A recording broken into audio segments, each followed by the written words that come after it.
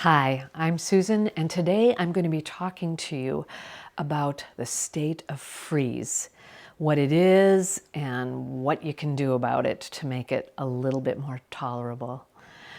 Freeze is actually a state on the polyvagal ladder. If you look at other videos of ours, we talk more about what the polyvagal ladder is. It's actually a picture of how, when our brains are activated to feel afraid, danger, that our emotional brain sets off an alarm and it sets messages down the nervous system so that we go into fight or flight or shutdown. Freeze is actually a mixed state. So when you think about fight or flight, it's mobilization. When you think of shutdown, it's like playing dead. It's energy conservation. It's very quiet, depressed. But freeze is a combination plate of both of those things. So you have both mobilization and immobilization.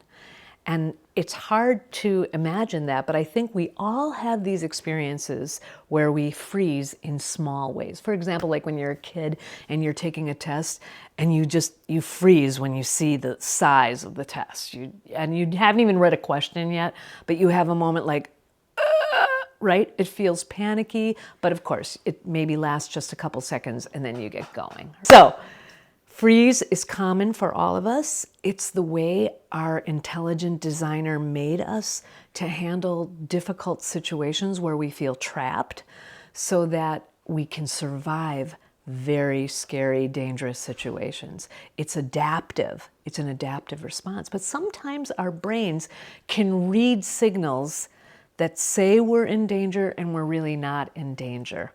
For example, my mom had a fear of snakes, and if she saw a stick in the grass, she'd freeze because she thought it was a snake. Her brain actually told her that was a snake when it wasn't. So that's an example of how sometimes our brain reads cues that remind us of an original trauma or something that happened to us that was very bad, and it responds to that trauma response in a freeze mode. There's another phrase used for freeze mode. It's called scared stiff.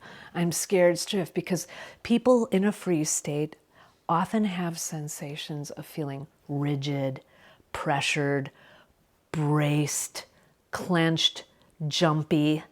There's often this hypervigilance going on in the body, right? Those sensations. People feel in their emotions scared, panic, desperate, overwhelmed. Those are common emotions in the freeze mode. And then the thoughts tend to cycle and cycle all over the board, but the narrative, the stories we tell ourselves in the freeze mode are often things like this. Either I let my mom be the target or I will. And the stories have a lose-lose quality. It's that feeling of being trapped. If I go this way or this way, I'm going to lose, which is why we freeze. We're not moving and we're not completely shut down. In fact, on the outside, it looks very shut down, but on the inside, we're wound like a tornado, right?